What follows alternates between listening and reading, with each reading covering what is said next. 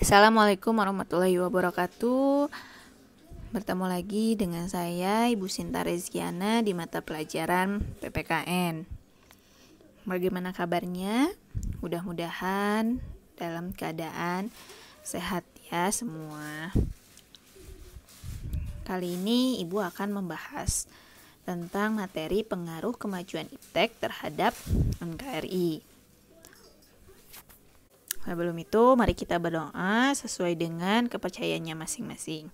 Berdoa dimulai. Berdoa selesai. Mudah-mudahan materi yang saya sampaikan kali ini dapat dimengerti dan bermanfaat. Ya, kita mulai ya. Kita mulai dari pengertiannya terlebih dahulu.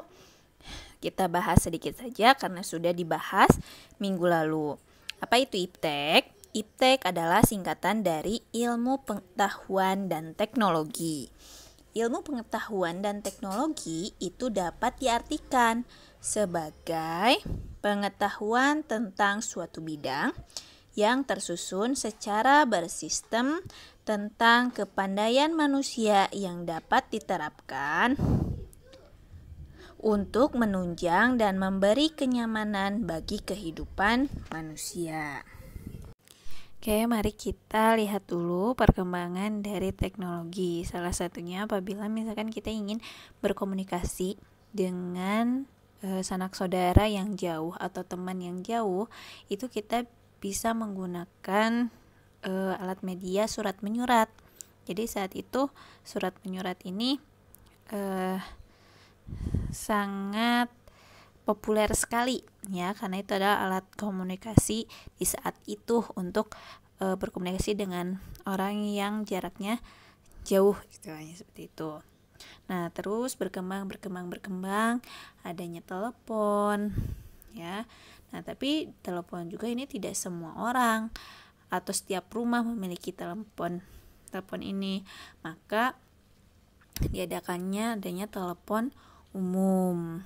Nah, terus berkembang adanya HP ya. Nah, HP juga ini masih kualitasnya belum secanggih sekarang. Dulu yang pertama kali adanya handphone itu handphone yang monokrom, tidak ada warnanya ya. Dan kegunaannya ya untuk telepon dan SMS, bisa kirim SMS ya. Lanjut berkembang lagi, ini adanya email ya. Dengan adanya internet ini keluarlah adanya email, jadi surat menyuratnya lewat email ya. Berkembang lagi, ternyata HP itu lebih dipercanggih lagi. Yang tadinya monokrom sekarang sudah berwarna HP-nya. Berkembang lagi sampai saat ini handphonenya sudah berbasis Android atau internet yang bisa diakses di mana saja beritanya. Kita bisa mengakses di mana saja berita-berita yang baru gitu. Jadi ini salah satu perkembangan dari ilmu teknologi. Selanjutnya misalkan contoh lain, dulu kita menggunakan mesin tik. Nah, dengan adanya teknologi semakin canggih adanya komputer. Nah, komputer ini tidak bisa dibawa kemana-mana ya, agak ribet. Nah, ada lagi teknologi baru, adanya laptop ya. Misalkan laptop ini masih terlalu besar atau berat.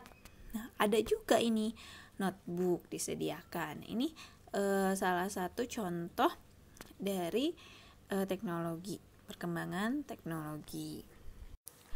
Ya, kemajuan ilmu pengetahuan dan teknologi ini bagi kehidupan bermasyarakat, berbangsa dan bernegara pasti ada pengaruhnya ya. Mau itu pengaruh positif maupun negatif. Nah, bisa kita lihat dari aspek politik, aspek ekonomi, dan aspek sosial serta aspek hukum, pertahanan, dan keamanan. Ya, kita bahas yang pertama, yaitu tentang pengaruh positif pada aspek politik. Nah, bisa kita lihat pengaruh positif dari aspek politik ini menimbulkannya adanya keterbukaan, kebebasan, dan demokrasi. Dengan adanya keterbukaan, ini dapat mencegah praktik korupsi, kolusi, dan nepotisme. Lalu, kebebasan ini dapat meningkatkan kualitas dan kreativitas dalam kehidupannya. Serta kalau demokrasi ini dapat meningkatkan kualitas dan kuantitas partisipasi politik rakyat. Salah satu contohnya, dalam diskusi politik cenderung semakin terbuka dengan adanya siaran televisi dan radio yang menyiarkannya. Selain itu, perkembangan teknologi informasi ini seperti internet membuat diskusi politik di ranah dunia maya cenderung meningkat. Lalu contoh yang selanjutnya, ini terjadi pembicaraan hingga perdebatan publik atas kebijakan pemerintah atau rancangan undang-undang. Hal ini dapat menjadi masukan atas perbaikan kebijakan pemerintah maupun rancangan undang-undang. Yang ketiga, yang selanjutnya, itu calon pejabat atau anggota dewan dapat menggunakan media sosial di internet untuk berkampanye dengan biaya relatif murah. Selain dampak atau pengaruh positif, di sini ada juga pengaruh negatifnya dari iptek pada aspek politik. Salah satunya perkembangan teknologi khususnya internet dan smartphone ini membuat orang mudah mendapatkan dan menyebarkan berita, terutama melalui media sosial. Akibatnya, berita yang tidak benar mengenai kebijakan publik atau tokoh publik dapat menyebar dengan cepat. Yang kedua, kemungkinan dapat terjadi perpecahan di masyarakat akibat fanatisme ketika mendukung satu calon atau kelompok dan menentang calon atau kelompok lawan. Yang ketiga, pemikiran-pemikiran yang tidak benar seperti terorisme dan separatisme itu dapat menyebar secara mudah dan cepat melalui teknologi informasi. Oke, separatisme itu adalah gerakan untuk memisahkan diri ya. Lalu pengaruh positif pada aspek ekonomi. Ya, pengaruh positifnya jadinya adanya keterbukaan informasi mengenai perusahaan dan perekonomian suatu negara dapat membuat pihak luar negeri itu tertarik dan melakukan investasi berupa modal maupun tenaga ahli. Selanjutnya, peningkatan teknologi ini seperti penggunaan robot dalam pembuatan mobil dapat meningkatkan produktivitas.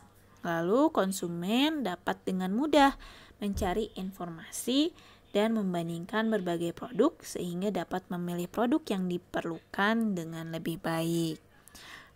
Selanjutnya, makin terbukanya pasar internasional bagi hasil produksi dalam negeri. Itu pengaruh positif dari aspek ekonomi. Selanjutnya, pengaruh negatif dari aspek ekonomi ini, yaitu Indonesia akan dibanjiri oleh barang-barang dari luar karena yang tadi disebabkan mudahnya barang-barang luar itu masuk ke negara kita. Lalu cepat atau lambat perekonomian negara kita akan dikuasai pihak asing karena yang tadi negara-negara luar ini dapat berinvestasi berupa modal ataupun tenaga ahli ya di negara kita. Lalu yang ketiga, ini akan timbulnya kesenjangan sosial yang tajam sebagai akibat dari adanya persaingan bebas. Keempat, pemerintah hanya sebagai regulator pengaturan ekonomi yang mekanismenya akan ditentukan oleh pasar. Yang kelima, sektor-sektor ekonomi rakyat yang diberikan subsidi itu berkurang. Koperasi semakin sulit dan menyerapkan tenaga kerja dengan pola padat karya ini semakin ditinggalkan. Lalu banyaknya produk yang ditawarkan melalui berbagai media dan dapat langsung diperoleh sehingga membuat masyarakat itu konsumtif. Contohnya misalkan ada promo 99 nih di atau 12 di Shopee misalnya. Nah, di situ kan harganya lagi turun, lagi murah ya, karena banyak diskonan. Nah, maka dari itu terkadang set pembeli ini kalap dengan belanjaannya. Oh, ini murah. Jadi yang tidak penting juga sama mereka dibeli. Pengaruh positif pada aspek sosial budaya. Pengaruh positifnya yaitu orang dipermudah dan dalam komunikasi dengan orang lain. Mau melalui internet, kita dapat berkomunikasi dengan orang lain yang berada di wilayah yang sangat jauh. Ya, melalui sosial media, sebagian orang dapat bertemu dan berkomunikasi dengan teman dan saudara yang sudah lama tidak pernah bersua atau bertemu. Ya, contohnya misalkan pada Lebaran tahun lalu. Ya, karena kita tidak bisa untuk mudik, ya, karena sedang pandemi, maka lebarannya atau bersilaturahminya bisa melalui media Zoom, ya, dalam pertemuan gitu. Atau dalam pembelajaran, kita juga pembelajaran belum pernah ketemu, misalkan tatap muka secara langsung. Nah, ini bisa menggunakan Zoom atau melalui media sosial. Selanjutnya, dengan teknologi internet, berbagai jenis informasi dan hiburan dapat diperoleh dengan cukup mudah. Kita dapat memperoleh informasi dan menikmati hiburan yang dulu sangat sulit diperoleh. Kita bisa buka YouTube, bisa buka Instagram, Facebook, ya. Yang ketiga, itu perkembangan teknologi komunikasi dan informasi. Ini membuat kita dapat mengetahui berbagai budaya yang terdapat di dunia.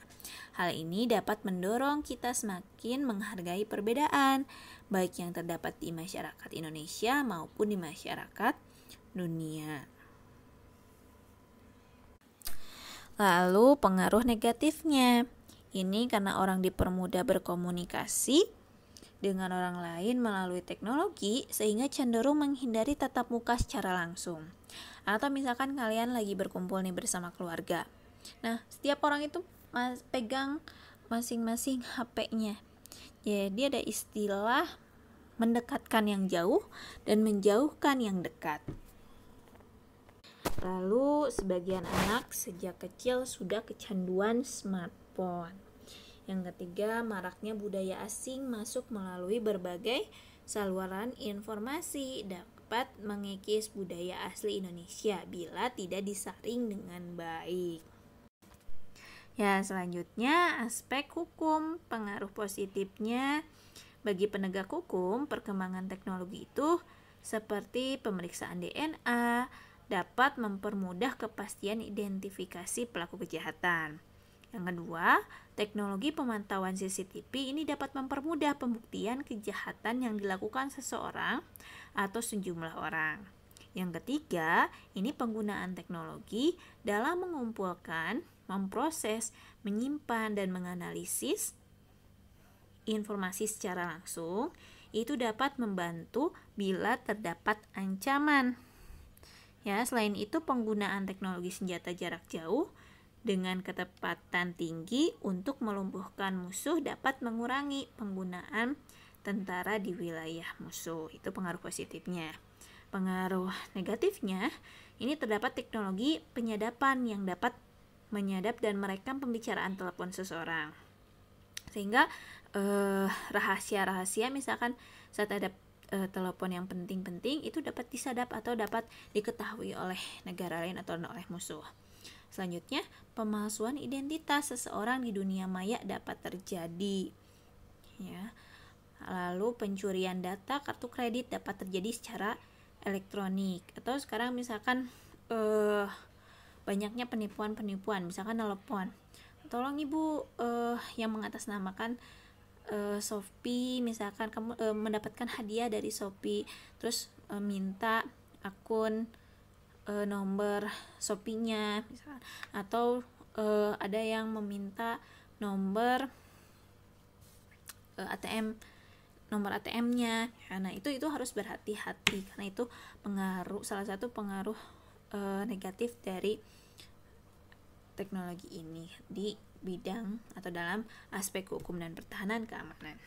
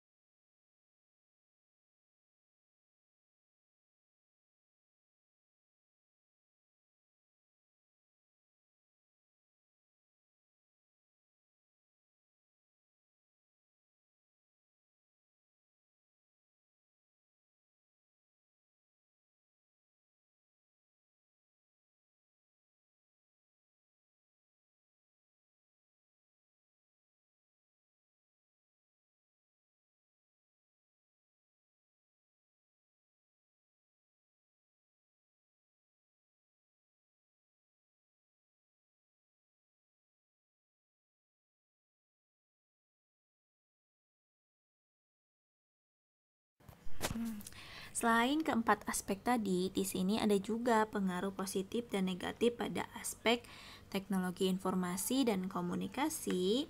Yang tadi dampak positifnya itu mudah mencari informasi, ya, membantu dalam transportasi.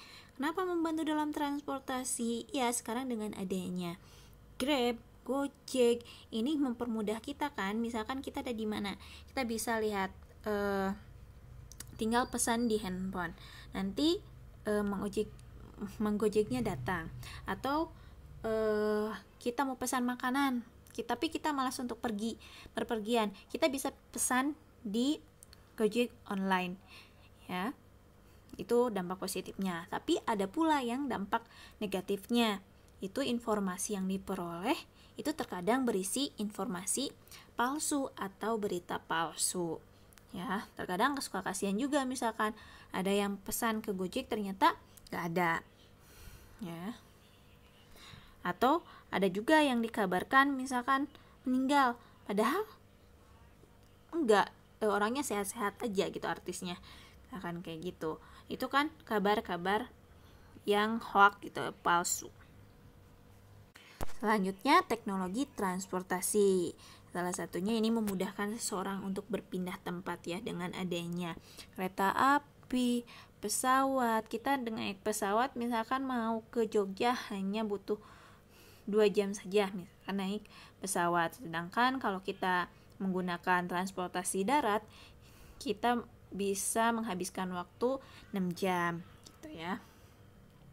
Lalu dampak negatifnya, ini teknologi transportasi itu dapat digunakan juga oleh orang-orang yang tidak bertanggung jawab untuk melakukan penyelundupan barang-barang secara ilegal seperti narkoba dan satwa langka. Itu dari aspek negatifnya. Selanjutnya, teknologi kesehatan. Nah, ini banyak sekali ya manfaatnya juga dari teknologi dalam aspek kesehatan. Salah satunya itu ditemukan alat-alat bantu kesehatan seperti stetoskop, terus banyak lagi pokoknya alat-alat bantu kesehatan ya.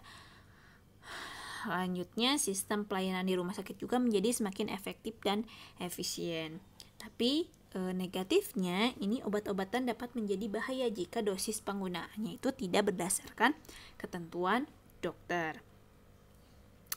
Yang terakhir, dalam aspek pertanian, ini dampak positifnya juga adanya beberapa mesin seperti alat pembajakan tanah dan mesin traktor ini dapat membuat proses menjadi singkat. Lalu adanya pupuk itu dapat membantu menambah produksi pangan. Tapi di sini ada juga negatifnya, ini banyak petani yang kehilangan pekerjaannya. Dari tadi kita membahas tentang iptek. Dalam iptek ini apakah ada dasar hukumnya? Tentu ada. Bisa kita lihat dalam undang-undang NRI tahun 1945 pasal 28C ayat 1. Di sini tertera bahwa setiap orang itu berhak mengembangkan diri melalui pemenuhan kebutuhan dasarnya, berhak mendapatkan pendidikan dan memperoleh manfaat dari ilmu pengetahuan dan teknologi, seni dan budaya demi meningkatkan kualitas hidupnya dan demi kesejahteraan umat manusia. Tidak hanya pasal 28C ayat 1 saja, kita bisa lihat juga dalam Undang-Undang Dasar 1945 pada pasal 31 ayat 5. Ini menyatakan bahwa pemerintah itu mengajukan ilmu pengetahuan dan teknologi dengan menjunjung tinggi nilai-nilai agama dan persatuan bangsa untuk kemajuan, peradaban, kesejahteraan umat manusia. Ya, lalu bisa juga kita cek atau lihat pada Undang-Undang Nomor 11 Tahun 2008 tentang Informasi dan Transaksi Elektronik atau yang lebih dikenal dengan Undang-Undang ITE. Nah, kita juga ini dilindungi nih. Jadi tidak boleh semena-mena dalam membuat status ya. Itu ada undang-undangnya. Ya, bisa nanti kalian buka di rumah kelengkapannya dalam pasal-pasalnya, bisa dibaca ada apa saja di situ aturannya. Oke, di sini sama Ibu dirangkum pasal 27 ayat 1. Ini isinya itu adalah setiap orang dengan sengaja dan tanpa hak mendistribusikan dan atau mentransmisikan dan atau membuat dapat diaksesnya informasi elektronik atau dokumen elektronik yang memiliki muatan yang melanggar kesusilaan. Itu pasal 1.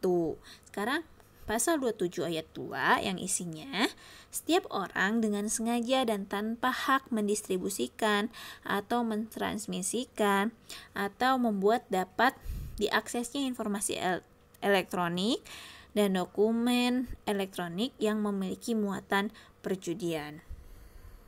Ya, selanjutnya pasal 27 ayat 3 ini di sini isinya itu setiap orang dengan sengaja dan tanpa hak mendistribusikan atau mentransmisikan atau membuat dapat diaksesnya informasi elektronik atau dokumen yang memiliki muatan penghinaan atau pencemaran nama baik.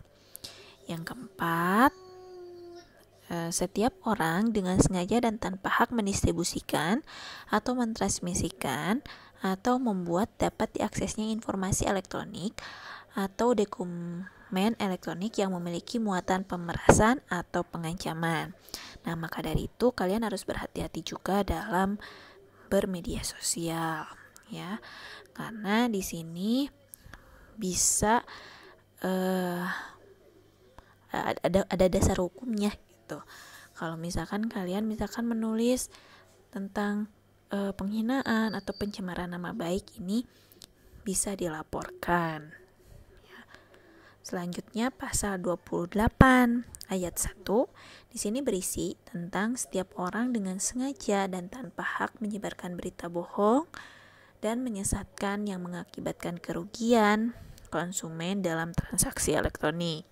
Ayat 2-nya, setiap orang dengan sengaja dan tanpa hak menyebarkan informasi yang ditujukan untuk menimbulkan rasa kebencian atau permusuhan individu atau kelompok masyarakat tertentu berdasarkan atas suku, agama, ras, dan antar golongan atau sara.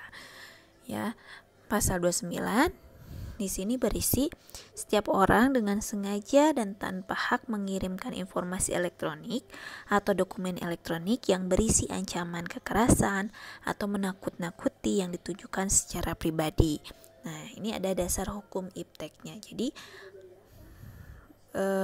bermedia sosial lah yang sehat, ya. Kehidupan manusia itu berkaitan dengan perkembangan dan pengembangan iptek. Tadi sudah jelaskan apa manfaat atau dampak negatif maupun dampak positifnya dari ilmu pengetahuan teknologi ini. Maka dari itu harus adanya sikap selektif dalam menghadapi berbagai pengaruh kemajuan iptek ini. Dalam penggunaan dan pengembangan iptek ini harus sejalan dan tidak bertentangan dengan Pancasila maupun Undang-Undang Dasar Negara Republik Indonesia tahun 1945. Dalam penggunaan iptek ini harus adanya tujuan atau bertujuan pada cita-cita bangsa Indonesia seperti yang tertuang pada pembukaan Undang-Undang Dasar Negara Republik Indonesia tahun 1945, yakni melindungi segenap bangsa Indonesia dan seluruh tumpah darah Indonesia untuk memajukan kesejahteraan umum, mencerdaskan kehidupan bangsa, dan ikut melaksanakan ketertiban dunia yang berdasarkan kemerdekaan, perdamaian abadi, dan keadilan sosial. Nah, tujuan itu dapat didukung dengan pengembangan dan penggunaan teknologi yang tepat yang dilandasi dengan semangat Pancasila dan pengabdian pada negara. Dengan demikian, dalam penggunaan dan pengembangan iptek, kita harus berpegangan pada prinsip moral yang terkandung pada Pancasila. Misalnya, berkaitan dengan lingkungan hidup. Jadi, penggunaan dan pengembangan iptek ini tidak boleh merusak lingkungan hidup. Seperti penangkapan ikan ini menggunakan bahan peledak, itu dapat merusak lingkungan seperti terumbu karang. Contoh lain, misalkan pemotongan pohon di hutan dengan menggunakan alat potong yang canggih. Nah, jangan sampai jumlah kayu yang diperoleh dapat lebih banyak dalam waktu lebih singkat. Namun pemotongan pohon itu atau di hutan yang berlebihan dapat mengganggu lingkungan hidup. Ya, pengembangan teknologi iptek juga ini sepatutnya berdasarkan Pancasila dan Undang-Undang Dasar Negara Republik Indonesia tahun 1945. Jenis iptek yang dikembangkan sepatutnya berkaitan dengan hal-hal positif yang akan membantu warga dan negara Indonesia semakin berkembang dan maju. Sekian materi kali ini. Terima kasih yang sudah menyimak. Sampai jumpa di materi selanjutnya.